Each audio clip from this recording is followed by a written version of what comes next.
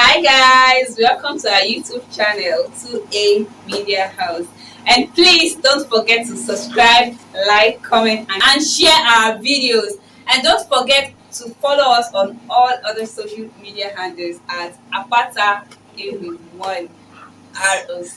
We love you all. Mwah.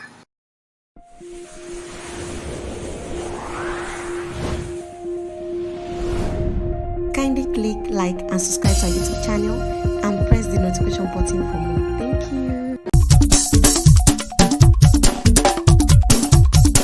Tèmiládé, Olúwa ti kọ́ládé fún ẹ. Ó kú ọdún o. Èyẹ. Ó kú ọdún o. Arẹwà lóbìnrin olóríire. Ó kú ọdún o. Èyẹ. Ó kú ọdún o. Àpáta dé ó yẹ jájọ wá máa kó olóríire aláyére Àpẹ̀kẹ́ Àdè máa dóhùn ẹnu mi. Pákọ́ládé Tèmiládé ọmọ Pákọ́ládé ìwọlé mi kí. Arẹwà lóbìnrin apọ́nbẹ́pọ̀ rẹ̀ abojú yoyoyo bí náà lẹ́.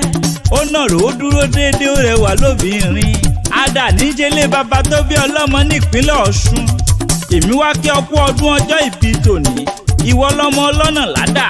Ìwọ lọmọ wálúṣe ọmọ ẹ̀ṣọ́ ìbòkun ọmọ oníbòkun kan ìbòkun kan ọmọ oníbòkun kan ìbòkun ọmọ oníbòkun kan tó doríbò mẹ́rìndínlógún lọ bá sì bá múbò kan mi kí n róńjó ṣẹ̀ṣẹ̀ kú lóye wọn kì í jólóye dínà Ìjẹ̀ṣà bàbá ta ni ó dúró lóye dínà bàbá tẹ̀yìn bàbá yín ló ní ọjọ́ tí wọ́n jó ń lé yín agúnyẹ́ lẹ́kàn gbọ́dọ̀ sọmọ odókòrò ìran lọ́gì kó o sì gbọ́dọ̀ sẹ́rò ògì sàràsàrà ọmọ tuntun kó o gbúdọ̀ kéde ọmú bágúnyàn lé bá sọ ọmọ odókòrò bíran lọ́gì bá sẹ́rò ògì sàrà bọ́mọ tuntun bá sọ fún ọmọ òrò ni ó gbé wò ó sọdún èyí wàá ṣèmí sí nínú owó nínú ọlá nínú iyì nínú ẹ̀yẹ lágbára lọ́wọ́ Ọlọ́run lágbára lọ́wọ́ bàbá òkè irinṣẹ́ rẹ ò ní dáwọ́ dúró ẹja ìjà kó wọlé omi ìjà kó wọlé ẹja òdì méjì kásá ìdí àwọn ọ̀tá rẹ lọ́wọ́ kó lè ráàyè ṣe tiẹ̀ lágbára lọ́wọ́ Ọlọ́run ọba mi Èdùmàrè bóyá bá ṣe tán agbéra ó dinú kókó ogi bá fẹ̀rẹ̀ bòjò bá ṣe tán agbéra ó dinú sàrẹ̀ tó kọ́lé sí Àpáta ewì mo ṣe tán mò ń rebi tá a forí mi sọlẹ̀ sí níbojúmọ́ tí mọ́dé dodo ilẹ̀ kílẹ̀.